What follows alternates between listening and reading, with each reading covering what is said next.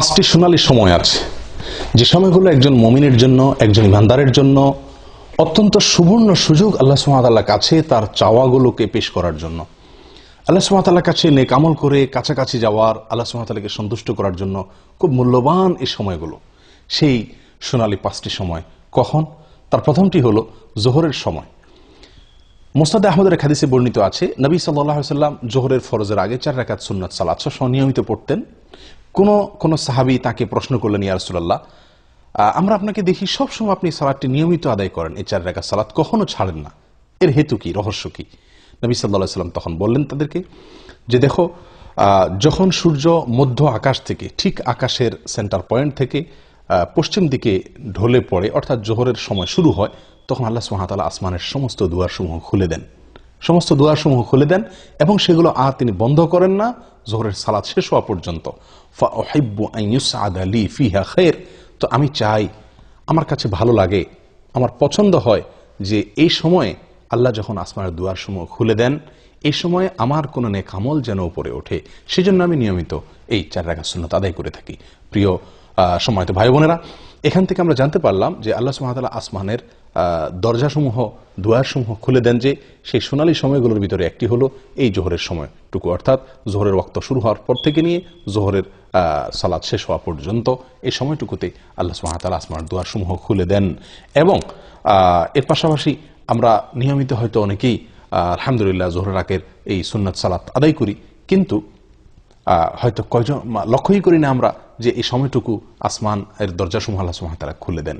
সেই কথা মাথায় রেখে যদি আমরা সালাত আদায় করি, এবং নবী সাল্লাল্লাহু আলাইহি সাল্লামের প্রিয় ছিল যে এই সময় কোনো নেক আমল যেন উপরে ওঠে, আর সেদিকে তাকায় যদি আমরা ওই 4 রাকাত সুন্নাত আদায় করি, নিঃসন্দেহে সেখানে ভিন্ন রকমের স্বাদ, ভিন্ন রকমের মাত্রা আমরা অনুভব করতে থাকবো।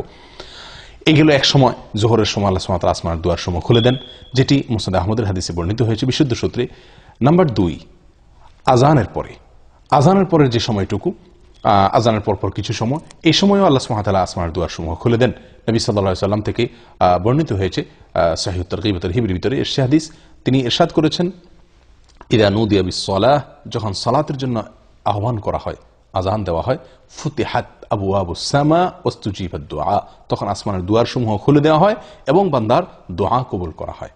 দোয়ার নির্দিষ্ট কোনো পদ্ধতি, ধরা বাঁধা কোনো সিস্টেম এখানে বর্ণিত নাই, বরং মনের যে কোনো চাওয়াকে মনে মনে আল্লাহ সুবহানাহু ওয়া তাআলার কাছে পেশ করার জন্য মূল্যবান একটি সময় হলো এটি, অর্থাৎ আযানের পরবর্তী সময়টুকু। এটিও সোনালী 5টি সময়ের দ্বিতীয় এবং গুরুত্বপূর্ণ একটি সময়, আযানের পরবর্তী সময়টুকু। 3 নম্বর যে সময়টি সোনালী 5টি সময়ের ভিতরে, সেটি হলো এক সালাতের পরে অপর সালাতের জন্য যখন মানুষ অপেক্ষা করে, এই সময়টুকু, এটিও খুব গুরুত্বপূর্ণ একটি সময়। সূরা ইবনে মাজাহ হাদিসে বর্ণিত হয়ে আসছে, নবী সাল্লাল্লাহু আলাইহি সাল্লাম বলেন, আবশিরু আবশিরু হাযা রাব্বুকুম, তোমরা সুসংবাদ গ্রহণ করো, এই যে তোমাদের রব, কদ ফাতাহা বাবা মিন আবওয়াবিস সামা, আসমানের দুয়ারসমূহের মধ্যে থেকে একটি দরজা তিনি খুলে দিয়েছেন, এবং ইউবাহি বিকুমুল মালাইকা, তোমাদের নিয়ে ফেরেশতাদের সঙ্গে তিনি গর্ব করছেন, বলছেন যে দেখো, আমার বান্দারা আমার নির্ধারিত ফরজ সালাত আদায় করার পরে অন্য ফরজের জন্য তারা অপেক্ষা করছে। প্রিয় বন্ধু, তাহলে এক ফরজ আদায়ের পরে অন্য ফরজের জন্য যখন মানুষ অপেক্ষা থাকে, ওই সময় আল্লাহ সুবহানাহু ওয়া তাআলা আসমানের দুয়ার খুলে দেন। এটিও সোনালী সময়সমূহের মধ্যে থেকে একটি।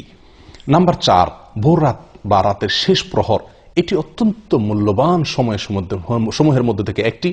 আল্লাহর কাছে বান্দার আরজি পেশ করার, আল্লাহর কাছে বান্দার চাওয়াগুলোকে উপস্থাপন করার, দোয়া করার অত্যন্ত মূল্যবান সময়, বলা যায় সবচেয়ে সেরা এবং শ্রেষ্ঠ সময়।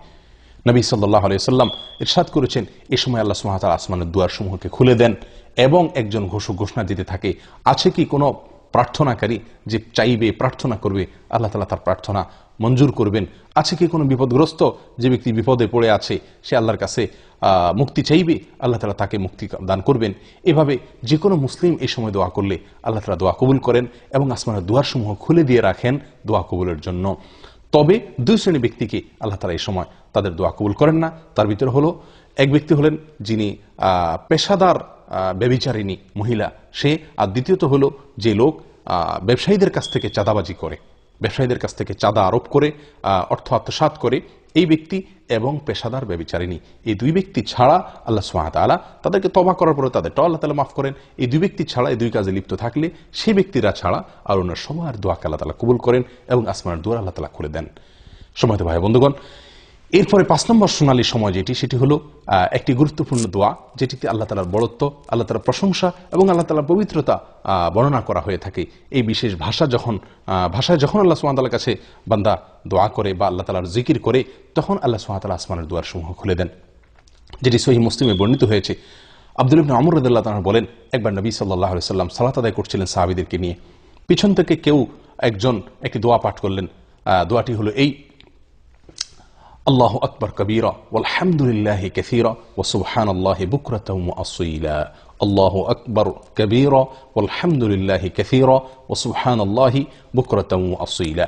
নবী সাল্লাল্লাহু আলাইহি ওয়াসাল্লাম সালাতের শেষে জিজ্ঞাসা করলেন, মানিল কায়েল, কোন ব্যক্তি এই দোয়াটি পাঠ করলেন?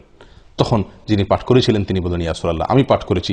নবী সাল্লাল্লাহু আলাইহি ওয়াসাল্লাম তখন বললেন, আমি আশ্চর্যান্বিত হয়ে গেছি, তোমার এই দোয়া পাঠের পর আল্লাহ সুবহানাহু ওয়া তাআলার পক্ষ থেকে আসমানের সমস্ত দুয়ার সমূহ খুলে দেওয়া হয়েছে, এটাকে অভ্যর্থনা জানানোর জন্য, এটাকে ইস্তেকবাল করার জন্য। তখন আব্দুল্লাহ ইবনে আমর রাদিয়াল্লাহু তাআলা বলেন যে এরপর থেকে আমি আর কখনো এই দোয়া পাঠ ছাড়িনি। সলাতের বাইরে সবসময় দোয়া পাঠ করা যায়। আল্লাহু আকবার কবীরা ওয়ালহামদুলিল্লাহি কাসীরা ওয়া সুবহানাল্লাহি বুকরাতাও ওয়া আসীলা।